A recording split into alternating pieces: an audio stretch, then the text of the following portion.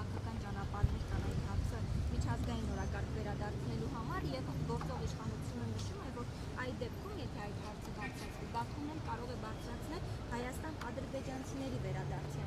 հարցը։ Դուք այս Սա շատ կարևոր հիմնադրույթ է, որը պետք է եւ մեր ժողովուրդը լավ իմանա եւ բոլորս գիտակցենք, որ արցախցիների վերադարձի իրավունքը ոչ ոք չի կարող վերցնել իրենցից։ Միջազգային այցանների միջոցով միշտ իրեն կարող են դիմել, հասնել հաջողության եւ այդ իրավունքը իրագործել։ Այստեղ ամենագլխավոր պահանջը իշխանություններից, ինչը մենք գտնում ենք, որ ճիշտ չնան ու չխոչընդոտել դրան։ Մենք հիմա ինչ ենք ասում, մենք ասում ենք առնվազն պետք չի խոչընդոտել, առնվազն արցախցիներին պետք չի թիրախավորել, իսկ մեր իշխանությունները շատ հստակ, պլանավորված, քայլ առ քայլ զբաղված են արցախցիներին թիրախավորելու գործով, արցախցիներին միջամտելու իրենց այդ իրավունքը իրագործելու իրագործելու գործին եւ ամենաառաջին դեպքերով մենք տեսնում ենք, որ պարոն Փաշինյանը մետրոյում հարձակվում է արցախցի կնոջ վրա, որը իր փոքրիկ երեխայի հետ նստած է, հարձակում է, այնուհետև կոպտում է, այնուհետև դուրս է գալիս մետրոյից իրեն հարց են տալի ինչու սենց արեցիք, ասում է այդպիսի բան չեմ արել, վերջում էլ ներողություն եմ խնդրում։ Իսկ այդ շարքը, որ հարձակում է, ասում է չեմ արել, վերջում էլ ներողություն եմ։ Եթե չէի արել, չի անես ներողություն, հարգելիս։ Սա հստակ նրա մասին է, որ մեր կառավարությունը, գործող իշխանությունը հստակ ծրագիր ունի վարկաբեկելու արցախցիներին։ Ես եւ մեր թիմը դեմ ենք դրան եւ մենք ասում ենք մեր ծրագրում, որ պետք է մարդկանց թույլ տաս իրագործել իրենց իրավունքները, որը միջազգային այցանները թույլ են տալիս։ Այսինքն դուք չեք ընդունում այն հակափաստարկը, որ Բաքուն նույն հարցը կարող է բարձրացնել։ Տեսեք, պետք է գիտակցել, որ այդ հարցերը կախված չեն կառավարություններից եւ կախված չեն պետություններից։ Այդ իրավունքը միջազգային այցանները տալիս են անհատներին։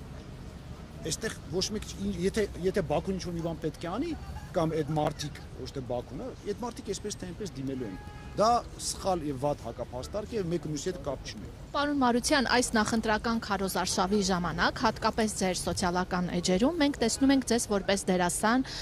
որոշ հումորային տեսահոլովակներում եւ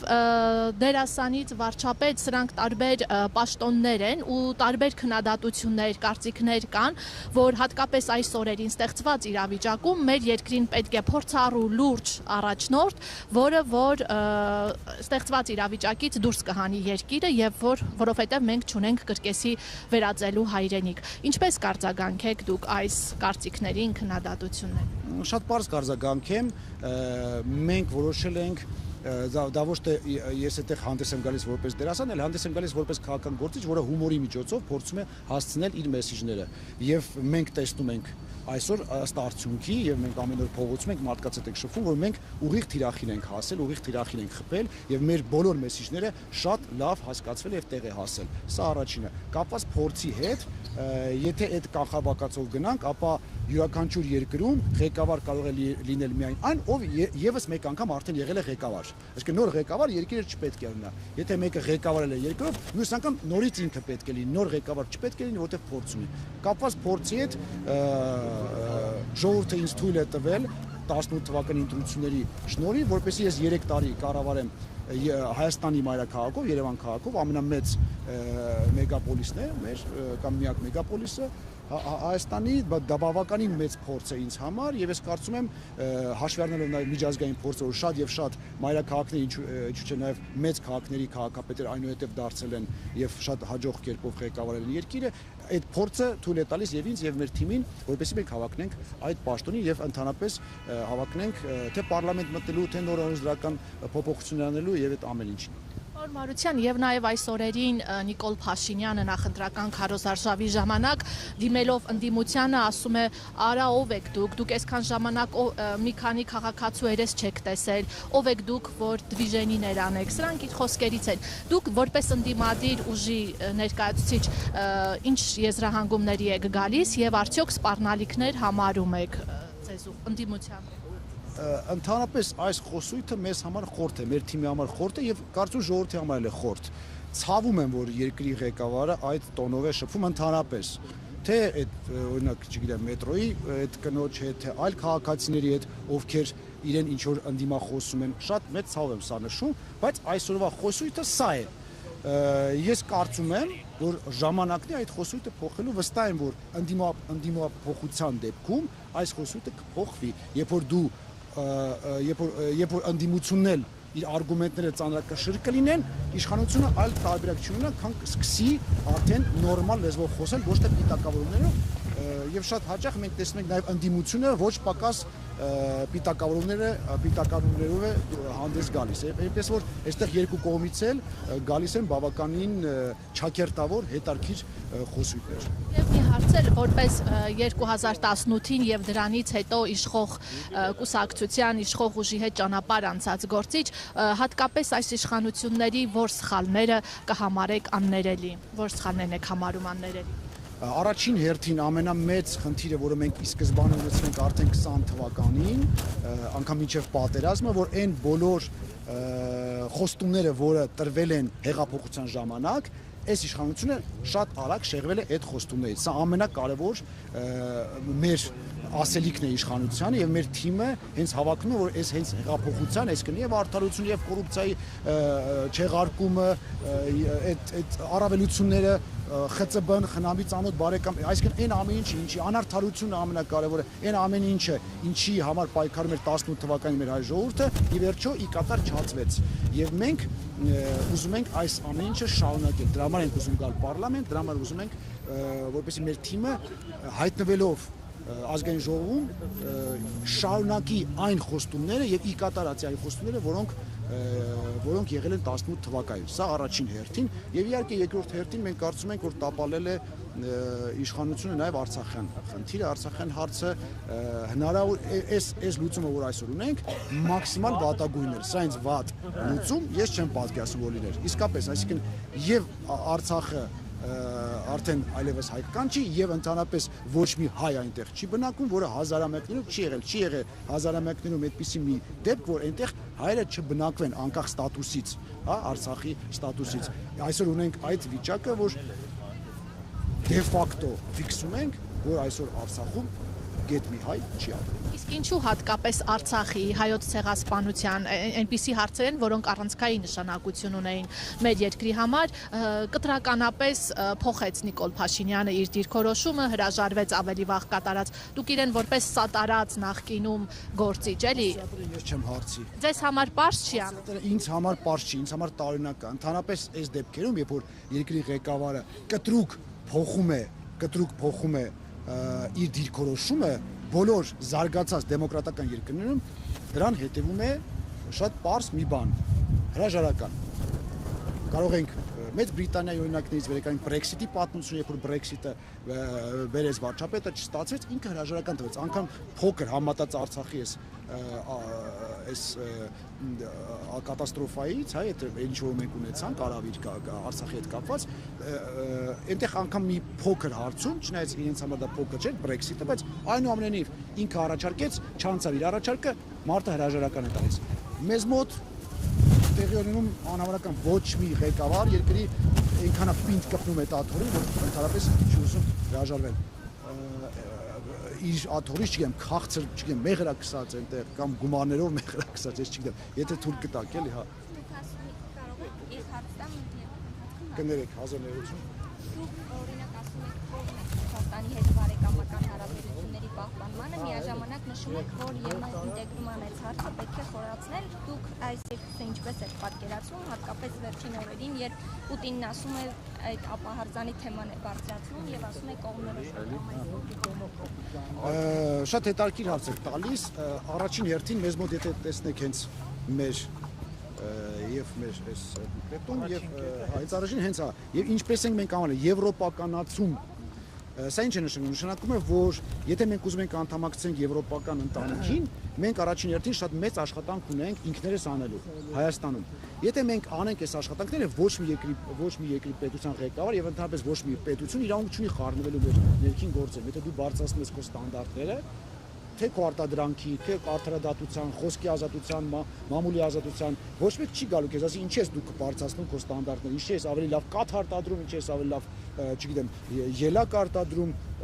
մեխանիզմներ արտադրում, ինչա քո մոտ խոսքի ազատությունը շատ բարձր մակարդակի, դա ոչ մեկ իրավունք չունի։ Այս ամեն ինչը մենք այսպես թե այնպես պետք է անենք։ Եվ ի վերջո, երբ որ գանք հասնենք այն կետին, որ մենք պատրաստ լինենք անդամակցելու եվրոպական ընտանիքին, այդ ժամանակ արդեն կարող ենք սրա մասին խոսել։ Այն քաղաքական ուժերը, որոնք այսօր այդ հույսը վաճառում են, որ մենք հեսա վաղը չեմ ուսորը հայտնվել ենք Եվրոպայում, կներեք, իրենք ուղղակի հույս են վաճառում։ Իրենք ժողովրդին խաղում են։ Այդ ճանապարհը բավականին երկար է, բավականին ծանր է եւ շատ աշխատատար, որը պետք է կա եւ կառավարությունները եւ մենք բոլորս մեր ժողովուրդը։ Այս ճանապարհը անցնելուց հետո արդեն կարող ենք այդ ամեն ինչի մասին խոսել։ Բայց հիմա մենք չենք անդամակցում եւ մենք, բայց Պուտինը հենց հիմա ասում Ինչ է անում իշխանությունը, տեսեք, Պուտինը ինչի է դա ասում։ Ընդհանրապես ինչ է անում իշխանությունը։ Իշխանությունը ոչ մի քայլ չի անում, այսինքն իր տնային աշխատանքը չի կատարում, չի բարձրացնում արտադրանքի մակարդակը, չի բարձրացնում խոսքի ազատության մակարդակը, արդարադատության բոլոր խնդիրները, որ այսօր ունենք, ոստիկանության ռեֆորմները եւ այլն, չեն անում դա, ուղղակի մտնում են պարլամենտ, ինչ որ մի օրենք են ընդունում, սա աշխարհով մեկ, ասում են, տեսեք, մենք գնում ենք Եվրոպա, եւ դրանով մեր գործընկերներին են նյարդայնացնում, բ իրականում մի քայլ անգամ չենք մոտենում Եվրոմիությանը։ Իսկ սա հնարավորինս ամենավատ քայլն է, որ կարելի է ընդհանրապես անել։ Իսկ դու կարող ես ոչ մի բան չհայտարարել, սուս ու փուս քո տնային աշխատանքը անես, հայտարարությունները վերջում։ Սա ինչի մասն է խոսում, որ մաքուր պոպուլիզմ է։ Այսինքն իրանք բացարձակ ես կարծում եմ ոչ մի նպատակ էլ չունեն գնալ Եվրոմիություն, մեր իշխանությունները, այլ ուղղակի հայտարարությունների մակարդակով ինչ որ բաներ են ասում։ Այսինքն դուք էլ Փաշինյանի պես կարծում եք, որ երբ ժամանակը գա, այդ ընդդիմությունը կկատարվի։ Ես Փաշինյանի պես չեմ կարծում։ Փաշինյանը կարծում որ պետք է ասել, չանել։ Ես կարծում եմ լրիվ դրա հակառակը, պետք է անել եւ չասել, աշխատել, շատ աշխատել, քիչ խոսալ, հա, իսկ կառավարությունը հակառակն է, շատ է խոսում, քիչ է աշխատում։ Եվ վերջին հարցը էլի, պարոն Մարությյան, ըստ ձեզ, եթե այս իշխանությունները վերընտրվեն, Նիկոլ Փաշինյանը վերընտրվի, ինչ է սպասվում Հայաստանին, հայ ժողովրդին։ Լավ բան չի սպասում, վստահաբար։ Վստահեցնում եմ։ Ու ցավում եմ դրա համար, որովհետեւ մենք բոլորս Հայաստանի քաղաքացիներ ենք, Հայաստանում ենք ապրում եւ այդ բոլոր բարդությունները եւ խնդիրները մենք միասին ենք, այսպես ասած, մարսելու եւ փորձելու դրա տակից դուրս գալ։ Եթե հայտնվեք խորհրդան, բայց մեծամասնություն չհավաքեք, ձեր ինչ ծրագիր կվարեք, հա, ձեր առաջնահերթությունները ինչ կլինեն, որոնք կլինեն։ Այս մեր ծրագրով գնալու ենք, առաջինը եվրոպականացում, այսինքն ստիպելու են կառավարությանը, որպեսզի աշխատանքներ տանի, մեր ստանդարտները բարձրացնելու, ոչ թե ուղղակի հայտարարել, որ մենք հեսա մտել ենք արդեն Եվրոպա ամիջներով, այլ աշխատանքներ կատարենք, օնլայն խաղերի, խաղատների, շահումով խաղերի արգելում։ Իդեպ դա վերջին 8 տարիներին, այսինքն այս իշխանությունների օրոք պաշտոնական տվյալներով 35 անգամ աճել է այդ կախվածություն եւ այլն։ Դուք դա պետական քաղաքականության արդյունքն եք համարում։ Ես վստահաբար, եթե արգել չկա, եթե Ցելեն ճիրանների մեջ, եթե խոչընդոտ չկա, բնականաբար հենց այդպես էլ նայում եմ։ Իսկ սա հստակ պետության մեղավորություն է, որ այս մասշտաբների է սա հասել։ Բազմազավակ ընտանիքներին տրվող արտոնությունների կտրուկ ավելացում, սա կարևորագույն կետ է, որովհետև մենք այսօր լրջագույն նաև խնդիր ունենք մեր բնակչության քանակի հետ եւ այստեղ պետությունը չպետք է կողքից նայ։ Այսօր ինչ որ ծրագրեր կան, բայց շատ վատ են աշխատում կամ գրեթե չեն աշխատում։ Ավելի կտրուկ հայրերը պետք է անել, որպեսզի մարդիկ չվախենան երեխաներ ունենան, իսկ վախենում են ֆինանսականի համար, բնակ ֆոնդի համար եւ այլն, էլի։ Եվ այսպես անվճար բարձրագույն կրթություն, հարկային բեռի թեթևացում, հարկային բեռի թեթևացումը շատերը ասում են, բա որ բեռը թեթևացնեք, այսինքն դա գումարները բա որտեղից, իսկ մենք ասում ենք հակառակը, ոչ թե մարդուն պետք է կներեք, գործարարից պետք է այդ գումարները քերես, այս արտահայտությունը կներեք, բայց sense քերես իրեն, այլ հակառակը մենք ասում ենք, եթե դու իջեցնում ես, այստեղ ավելի մանրամասն կա առանձին կանրադառնամ, հիմա չծանրաբեռնեմ, բայց երբ որ դու կարճ եթե ասեմ, եթե դու հարկային բեռը թեթևացնում ես, մարդուն թույլ ես տալ ինքը ավելի շատ աշխատի, եւ ի վերջո ավելի շատ է գումար գալու բյուջե, եւ ընդ որում ինքը եւ ավելի շատ է աշխատելու, եւ ավելի շատ է ցույց տալու, այսինքն սպիտակ դաշտում է աշխատելու։ Կոռուպցիայի հանցանքների համար վաղեմության ժամկետի վերացում պատրաստել մեր սիրելի աշխատակիցներին պետական կարգի sense որ սուրպրիզ են կան, սա ենք ուզում առաջ տանենք, որ մարդը հիմա որ կոռուպցիոն ինչ որ հանցանք արեց, 10 տարուց դա չի անցնելու, ինքը չի բրցնելու դրանից, այլ ամբողջ կյանք այդ բեռը sense այդ վախը կախված է լինելու իր գլխի վրա եւ ինքը պետք է իմանա, որ 20-30 տարուց էլ եթե մի բան հայտնաբերվեց, ինքը դատվելու է եւ իհարկե վերադարձ ազգային արժեքներին, սա էլ կարևորագույն կետ է, որը այսօր մենք տեսնում ենք այդ ուրացումները, մենք Արարատը արդեն մեզ ասում են մի նայեք են կողմ, այս կողմ նայեք Արարատը չերով, մեզ ասում են Արցախը մերը երբևիցե չի եղել, մեզ ասում են Ադրբեջանը այն չեն ասում են մենք ուզում ենք բան սահմանությունը փոխենք, բայց մենք տերում ենք որ ակնհայտ սահմանությունը փոխում ենք։ Ադրբեջանի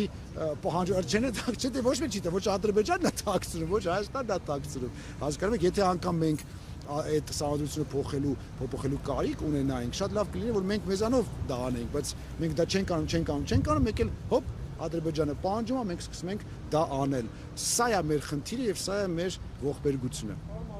Ես կոլեգայի հարցին դուք մասամբ պատասխանեցիք, բայց ես այսպեսի հաստատ։ Օրինակ Նիկոլ Փաշինյանը հիմա ինչ է հայտարարում, ասում եք, տեսեք, ամսի 4-ին մենք բավականին խոշորագույն մի միջոցառում ընդունեցինք Եվրամիության եւ առաջատար ղեկավարները եկան